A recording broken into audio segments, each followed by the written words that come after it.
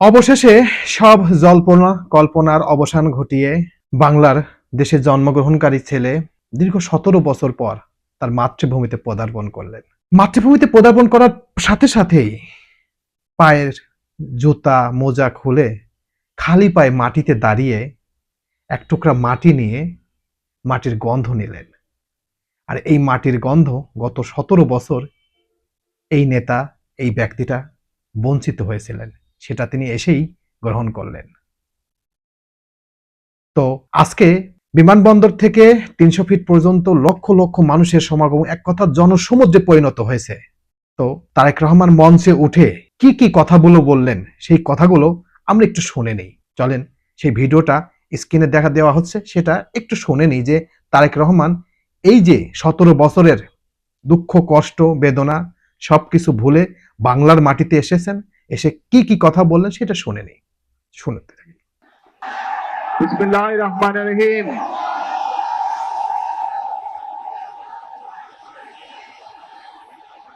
প্রিয় বাংলাদেশ, উপস্থিত প্রিয় মুরব্বীবর্গ, মঞ্চে উপস্থিত জাতীয় নেতৃবৃন্দ, আমার সামনে উপস্থিত প্রিয় ভাই ও বোনেরা এবং মিডিয়ার মাধ্যমে সমগ্র বাংলাদেশ থেকে যারা দেখছেন এই অনুষ্ঠান, প্রিয় ভাই বোনেরা, প্রিয় মা বোনেরা, আসসালামু আলাইকুম। প্রিয় ভাই বোনেরা,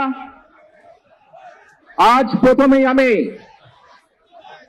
রাব্বুল আলামিনের দরবারে হাজারো লক্ষ কোটি শুকরিয়া জানাতে চাই। রাব্বুল আলামিনের অশেষ রহমতে আজ আমি আমার প্রিয় মাতৃভূমিতে ফিরে আসতে পেরেছি আপনাদের দোয়ায়। আপনাদের মাঝে আপনাকেই বলছি, ইন্স্যুরেন্স করলে সিটিতে সুরক্ষা পাবেন নিশ্চিতে। প্রিয় ভাই বোনেরা, আমাদের এই প্রিয় মাতৃভূমি ১৯৭১ সালে লাখো শহীদের রক্তের বিনিময়ে অর্জিত হয়েছিল। ঠিক একইভাবে ৭৫ আবার ৭ই নভেম্বর আধিপত্যবাদীদের হাত থেকে রক্ষার জন্য সেদিন সিপাহী জনতার বিপ্লবের মাধ্যমে আধিপত্যবাদের হাত থেকে দেশকে রক্ষা করা হয়েছিল। একইভাবে পরবর্তীতে ৯০-এর স্বৈরাচারের বিরুদ্ধে এদেশের জনগণ, এদেশের খেটে খাওয়া মানুষ তাদের গণতান্ত্রিক অধিকারকে ছিনিয়ে এনেছিল। কিন্তু তারপরেও ষড়যন্ত্রকারীদের ষড়যন্ত্র থেমে থাকেনি। আমরা তারপর দেখেছি ২০২৪ সালে, ৭১ সালে এই দেশের মানুষ যেমন স্বাধীনতা অর্জন করেছিল, ২০২৪ সালে এদেশের ছাত্র জনতা সহ সর্বস্তরের মানুষ, কৃষক, শ্রমিক, গৃহবধূ, নারী, পুরুষ, মাদ্রাসার ছাত্র সহ দল মত নির্বিশেষে, শ্রেণী পেশা নির্বিশেষে সকল মানুষ সেদিন ২০২৪ সালের ৫ই আগস্ট এই দেশের স্বাধীনতা এবং সার্বভৌমত্বকে রক্ষা করেছিল। প্রিয় ভাই বোনেরা, আজ বাংলাদেশের মানুষ কথা বলার অধিকার ফিরে পেতে চায়। তারা তাদের গণতান্ত্রিক অধিকার ফিরে পেতে চায়। বাংলাদেশের মানুষ চায় তারা তাদের যোগ্যতা অনুযায়ী ন্যায্য অধিকার পাবে। প্রিয় ভাই বোনেরা, আজ আমাদের সময় এসেছে। আপনাকেই বলছি, ইন্স্যুরেন্স করলে সিটিতে সুরক্ষা পাবেন নিশ্চিতে। সকলে মিলে দেশ গড়ার। এই দেশে যেমন পাহাড়ের মানুষ আছে, এই দেশে একইভাবে সমতলের মানুষ আছে। এই দেশে মুসলমান, বৌদ্ধ, খ্রিস্টান, হিন্দু সহ বিভিন্ন ধর্মের মানুষ বসবাস করে। আমরা চাই সকলে মিলে এমন একটি বাংলাদেশ গড়ে তুলবো আমরা, যেই বাংলাদেশের স্বপ্ন একজন মা দেখেন। অর্থাৎ একটি নিরাপদ বাংলাদেশ আমরা গড়ে তুলতে চাই, যে বাংলাদেশে একজন নারী, একজন পুরুষ, একজন শিশু যেই হোক না কেন নিরাপদে ঘর থেকে বের হলে নিরাপদে ইনশাআল্লাহ ঘরে আবার ফিরে আসতে পারে। প্রিয় ভাই বোনেরা, এই দেশের জনসংখ্যার অর্ধেক নারী, 4 কোটিরও বেশি তরুণ প্রজন্মের সদস্য, 5 কোটির মতন শিশু, 40 লক্ষের মতন প্রতিবন্ধী মানুষ রয়েছেন, কয়েক কোটি কৃষক শ্রমিক রয়েছেন। এই মানুষগুলোর একটি প্রত্যাশা আছে এই রাষ্ট্রের কাছে, এই মানুষগুলোর একটি আকাঙ্ক্ষা আছে এই দেশের কাছে।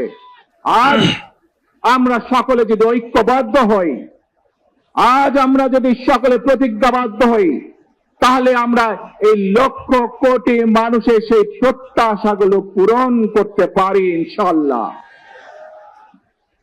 প্রিয় ভাই বোনেরা, 71 সালে আমাদের শহীদরা নিজের জীবন উৎসর্গ করেছিলেন এই রকম একটি বাংলাদেশ গঠনের জন্য। বিগত 15 বছর স্বৈরাচারের বিরুদ্ধে শত শত হাজারো গুম খুনের শিকার হয়েছে শুধু রাজনৈতিক দলের সদস্য নয়, নিরীহ মানুষও প্রতিবাদ করতে গিয়ে অত্যাচার নির্যাতনের শিকার হয়েছে, জীবন দিয়েছে। 2024 সাল মাত্র সেদিনের ঘটনা। কিভাবে আমরা দেখেছি আমাদের তরুণ প্রজন্মের সদস্যরা কিভাবে নিজের জীবন উৎসর্গ করেছে দেশের এই স্বাধীনতা এবং সার্বভৌমত্বকে রক্ষা করার জন্য। প্রিয় ভাই বোনেরা, কয়েকদিন আগে এই বাংলাদেশের 24 আন্দোলনের এক সাহসী, আপনাকেই বলছি, ইন্স্যুরেন্স করলে সিটিতে সুরক্ষা পাবেন নিশ্চিতে। প্রজন্মের এক সাহসী সদস্য ওসমান হাদিকে হত্যা করা হয়েছে, ওসমান হাদি শহীদ হয়েছে। প্রিয় ভাই বোনেরা, ওসমান হাদি চেয়েছিল এই দেশের মানুষের জন্য গণতন্ত্র প্রতিষ্ঠিত হোক, এই দেশের মানুষের গণতান্ত্রিক অধিকার প্রতিষ্ঠিত হোক, এই দেশের মানুষ তাদের গণতান্ত্রিক এবং অর্থনৈতিক অধিকার ফিরে পায়। আজ 24 আন্দোলনে যারা শহীদ হয়েছেন, ওসমান হাদি সহ 71 যারা শহীদ হয়েছেন, বিগত স্বৈরাচারের সময় বিভিন্নভাবে খুন গুমের শিকার হয়েছেন, এই মানুষগুলোর রক্তের ঋণ যদি শোধ করতে হয়, আসুন আমরা আমাদের সেই প্রত্যাশিত বাংলাদেশ গড়ে তুলব, যেখানে আমরা সকলে মিলে কাজ করব, যেখানে আমরা সকলে মিলে আমাদের প্রত্যাশিত বাংলাদেশকে গড়ে তুলব। প্রিয় ভাই বোনেরা, আজ বাংলাদেশের মানুষ কথা বলার অধিকার ফিরে পেতে চায়, তারা তাদের গণতান্ত্রিক অধিকার ফিরে পেতে চায়। বাংলাদেশের মানুষ চায় তারা তাদের যোগ্যতা অনুযায়ী ন্যায্য অধিকার পাবে। প্রিয় ভাই বোনেরা, আজ আমাদের সময় এসেছে সকলে মিলে দেশ গড়ার। এই দেশে যেমন পাহাড়ের মানুষ আছে, এই দেশে একইভাবে সমতলের মানুষ আছে। এই দেশে মুসলমান, বৌদ্ধ, খ্রিস্টান, হিন্দু সহ বিভিন্ন ধর্মের মানুষ বসবাস করে। আমরা চাই সকলে মিলে এমন একটি বাংলাদেশ গড়ে তুলবো আমরা, যেই বাংলাদেশের স্বপ্ন একজন মা দেখেন। অর্থাৎ একটি নিরাপদ বাংলাদেশ আমরা গড়ে তুলতে চাই, যে বাংলাদেশে একজন নারী, একজন পুরুষ, একজন শিশু, যেই হোক না কেন, নিরাপদে ঘর থেকে বের হলে নিরাপদে ইনশাআল্লাহ ঘরে আবার ফিরে আসতে পারে। প্রিয় ভাই বোনেরা, আপনাকেই বলছি, ইন্স্যুরেন্স করলে সিটিতে সুরক্ষা পাবেন নিশ্চিতে। এই দেশের জনসংখ্যার অর্ধেক নারী, 4 কোটিরও বেশি তরুণ প্রজন্মের সদস্য, 5 কোটির মতন শিশু, 40 লক্ষের মতন প্রতিবন্ধী মানুষ রয়েছেন, কয়েক কোটি কৃষক শ্রমিক রয়েছেন। এই মানুষগুলোর একটি প্রত্যাশা আছে এই রাষ্ট্রের কাছে, এই মানুষগুলোর একটি আকাঙ্ক্ষা আছে এই দেশের কাছে। আজ আমরা সকলে যদি ঐক্যবদ্ধ হই, আজ আমরা যদি সকলে প্রতিজ্ঞাবদ্ধ হই, তাহলে আমরা এই লক্ষ কোটি মানুষের সেই প্রত্যাশাগুলো পূরণ করতে পারি ইনশাআল্লাহ। প্রিয় ভাই বোনেরা, 71 সালে আমাদের শহীদরা নিজের জীবন উৎসর্গ করেছিলেন এই রকম একটি বাংলাদেশ গঠনের জন্য। বিগত 15 বছর স্বৈরাচারের বিরুদ্ধে শত শত হাজারো গুম খুনের শিকার হয়েছে শুধু রাজনৈতিক দলের সদস্য নয়, নিরীহ মানুষও প্রতিবাদ করতে গিয়ে অত্যাচার নির্যাতনের শিকার হয়েছে, জীবন দিয়েছে। 2024 সাল মাত্র সেদিনের ঘটনা। কিভাবে আমরা দেখেছি আমাদের তরুণ প্রজন্মের সদস্যরা কিভাবে নিজের জীবন উৎসর্গ করেছে দেশের এই স্বাধীনতা এবং সার্বভৌমত্বকে রক্ষা করার জন্য। প্রিয় ভাই বোনেরা, কয়েকদিন আগে এই বাংলাদেশের 24 আন্দোলনের এক সাহসী প্রজন্মের এক সাহসী সদস্য ওসমান হাদিকে হত্যা করা হয়েছে। ওসমান হাদি শহীদ হয়েছে। প্রিয় ভাই বোনেরা, ওসমান হাদি চেয়েছিল এই দেশের মানুষের জন্য গণতন্ত্র প্রতিষ্ঠিত হোক, এই দেশের মানুষের গণতান্ত্রিক অধিকার প্রতিষ্ঠিত হোক, এই দেশের মানুষ তাদের গণতান্ত্রিক এবং অর্থনৈতিক অধিকার ফিরে পায়। আজ 24 আন্দোলনে যারা শহীদ হয়েছেন, ওসমান সহ 71 যারা শহীদ হয়েছেন, বিগত স্বৈরাচারের সময় বিভিন্নভাবে খুন গুমের শিকার হয়েছেন, এই মানুষগুলোর রক্তের ঋণ যদি শোধ করতে হয়, আসুন আমরা আমাদের সেই প্রত্যাশিত বাংলাদেশ গড়ে তুলব, যেখানে আমরা সকলে মিলে কাজ করব, যেখানে আমরা সকলে মিলে আমাদের প্রত্যাশিত বাংলাদেশকে গড়ে তুলব। প্রিয় ভাই বোনেরা, আপনাকেই বলছি, ইন্স্যুরেন্স করলে সিটিতে সুরক্ষা পাবেন নিশ্চিতে। বিভিন্ন আধিপত্যবাদ শক্তির গুপ্তচরেরা বিভিন্নভাবে ষড়যন্ত্রে এখন লিপ্ত রয়েছে। আমাদেরকে ধৈর্যশীল হতে হবে, আমাদেরকে ধৈর্য ধারণ করতে হবে। বিশেষ করে তরুণ প্রজন্মের যে সদস্যরা আছেন, আপনারাই আগামী দিন দেশকে নেতৃত্ব দিবেন, দেশকে গড়ে তুলবেন। এই দায়িত্ব তরুণ প্রজন্মের সদস্যদেরকে আজ গ্রহণ করতে হবে, যাতে করে এই দেশকে আমরা সুন্দরভাবে গড়ে তুলতে পারি।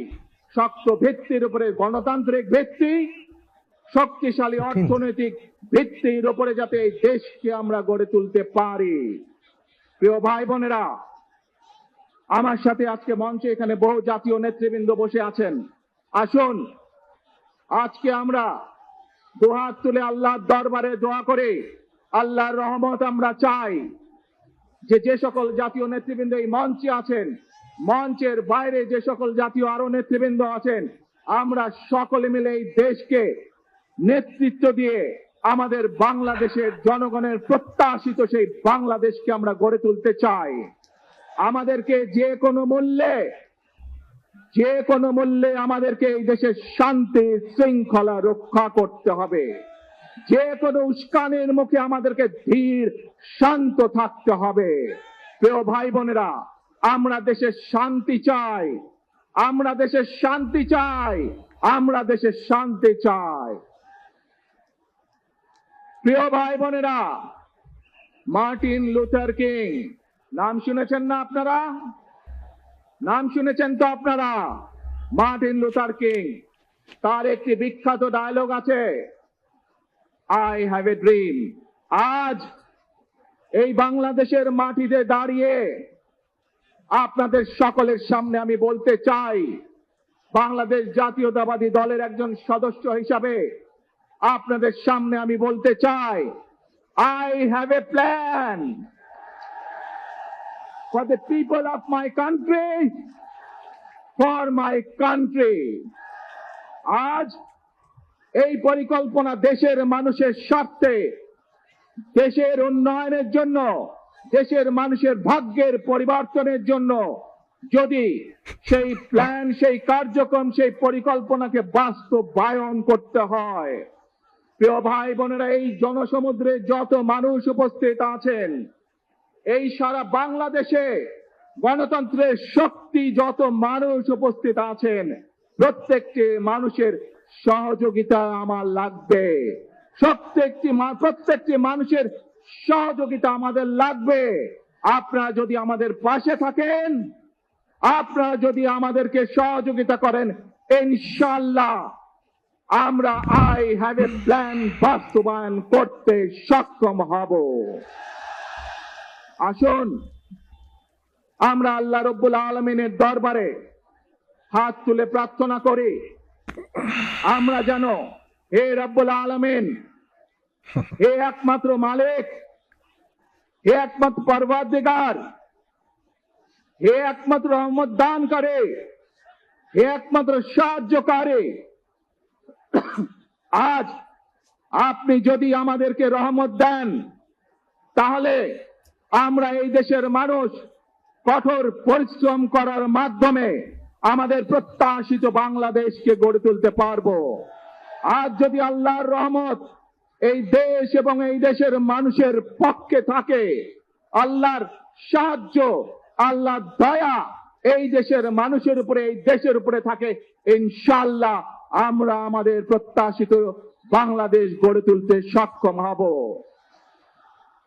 প্রিয় ভাই বোনেরা, আজ আসুন আমরা সকলে মিলে প্রতিজ্ঞা করি, আমরা সকলে মিলে প্রতিজ্ঞা করি যে ইনশাআল্লাহ আগামী দিনে দেশ পরিচালনার দায়িত্বে যারা আসবে, আমরা সকলে নবী করিম সাল্লাল্লাহু আলাইহি সাল্লামের যে ন্যায়পরায়ণতা, সেই ন্যায়পরায়ণতার আলোকে আমরা দেশ পরিচালনার সর্বোচ্চ চেষ্টা করব। প্রিয় ভাই বোনেরা, আজ আপনারা জানেন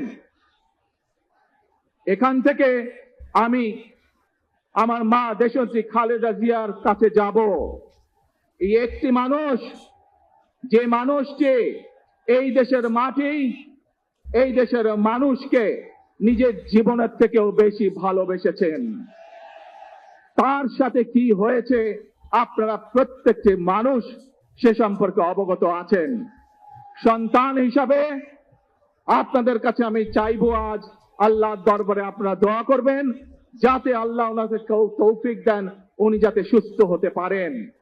প্রিয় ভাই বোনরা, সন্তান হিসাবে আমার মন আমার মায়ের বিছানা পাশে পড়ে আছে সেই হাসপাতালের ঘরে, কিন্তু সেই মানুষটি যাদের জন্য জীবনকে উৎসর্গ করেছে, অর্থাৎ আপনারা এই মানুষগুলোকে, যাদের জন্য দেশনেত্রী খালেদা জিয়া জীবন উৎসর্গ করেছেন, নিজের জীবন, সেই মানুষগুলোকে আমি কোনোভাবেই ফেলে যেতে পারি না। এবং সেজন্যই আজ হাসপাতালে যাবার আগে আপনাদের প্রতি সহ টেলিভিশনগুলোর মাধ্যমে যারা সমগ্র বাংলাদেশে আমাকে দেখছেন, আপনাদের সকলের কাছে কৃতজ্ঞতা প্রকাশ করার জন্য আজ আমি এখানে দাঁড়িয়েছি আপনাদের সামনে।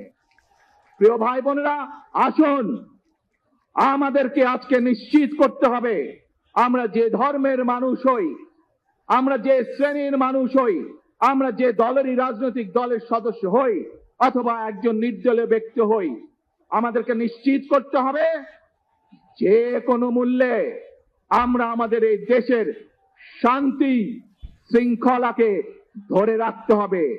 যে কোনো মূল্যে যে কোনো বিশৃঙ্খলাকে পরিত্যাগ করতে হবে। যে কোনো মূল্যে আমাদেরকে নিশ্চিত করতে হবে যাতে মানুষ নিরাপদ থাকতে পারে। শিশু হোক, নারী হোক, পুরুষ হোক, যে কোনো বয়স, যে কোনো শ্রেণী, যে কোনো পেশা, যে কোনো ধর্মের মানুষ যেন নিরাপদ থাকে, এই হোক আমাদের চাওয়া আজকে। প্রিয় ভাই বোনেরা, আসুন প্রিয় ভাই বোনেরা, সবাই মিলে আজ আমরা প্রতিজ্ঞাবদ্ধ হই, সবাই মিলে করব কাজ। কে জোরে আরো, সবাই মিলে করব কাজ, গর্ব মোদের বাংলাদেশ। ইনশাআল্লাহ আপনাদের সকলের কাছে দোয়া আছে, আবারও সকলকে যে কোনো মূল্যে দেশে শান্তি শৃঙ্খলা রক্ষার আহ্বান জানিয়ে যে কোনো বিশৃঙ্খলাকে পরিহার করে ধৈর্যের সাথে মোকাবেলা করার আহ্বান জানিয়ে আমার বক্তব্য শেষ করছি। আবারও আপনাদের কাছে কৃতজ্ঞতা প্রকাশ করছি আজকে আমাকে এইভাবে বরণ করে নেওয়ার জন্য। আল্লাহ হাফেজ। বাংলাদেশ জিন্দাবাদ, বাংলাদেশ জাতীয়তাবাদী দল জিন্দাবাদ। আসসালামু আলাইকুম।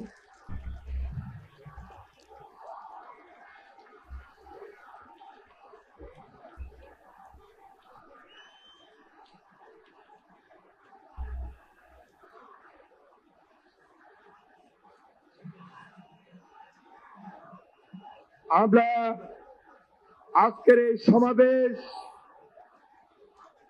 সমাবেশ থেকে বাংলাদেশ জাতীয়তাবাদী দলের ভারপ্রাপ্ত চেয়ারম্যান জনাব তারেক রহমান, তিনি আমাদের মাঝে এসে আজকে যে গুরুত্বপূর্ণ। তো ভিডিওটা কেমন লাগলো, তারেক রহমানের কথা কেমন লাগলো আপনাদের কাছে? ভালো লাগলো? যদি ভালো লেগে থাকে, বেশি কিছু না, একটা লোক দীর্ঘ 17টা বছরের একটু সময় বেশি নির্বাস জীবন কাটিয়ে বাংলার সন্তান, যেখানে জন্মগ্রহণ করেছেন, যেখানে বড় হয়েছেন, শুধুমাত্র ফ্যাসিস্ট সরকারের কালো থাবার থেকে রক্ষা না পাওয়ার কারণে 17টা বছর তিনি প্রবাসী জীবন কাটিয়েছেন, নির্বাস জীবন কাটিয়েছেন। সেখান থেকেই তিল তিল করে রাতের পর রাত, দিনের পর দিন একেবারে অনলাইনের মাধ্যমে এই একটা দলকে নিয়ন্ত্রণ করেছেন। এমনভাবে নিয়ন্ত্রণ করেছেন, সেটার প্রমাণ তো আজকে তারেক রহমান নিজেই পেয়ে গেলেন। আম জনতা, বাংলার আপামর মানুষ, বাংলাদেশের 18 কোটি মানুষ সবাই তাকে অন্তর থেকে ভালোবাসে। তা না হলে আজকে যে লোক হয়েছে, যে মহাসমুদ্রে পরিণত হয়েছে, এটা হইতো না ভাই। মানুষ কোটি কোটি টাকা দিয়ে ওই সম্মান অর্জন করতে পারে না যেটা তারেক রহমান করেছে। আশা রাখি আগামী 12ই ফেব্রুয়ারি যে নির্বাচন, সেখানে বিএনপি বিপুল ভোটে জয়লাভ করবে, এটাই কামনা। তো আমার এই ভিডিওটা কেমন লাগলো? যদি ভালো লেগে থাকে তাহলে অবশ্যই অবশ্যই লাইক, কমেন্ট, শেয়ার করবেন। আর যারা এখন পর্যন্ত এই চ্যানেলটা সাবস্ক্রাইব করেন নাই, অবশ্যই অবশ্যই চ্যানেলটা সাবস্ক্রাইব করবেন। তো সবাইকে ধন্যবাদ জানিয়ে এখানেই শেষ করছি। আল্লাহ হাফেজ।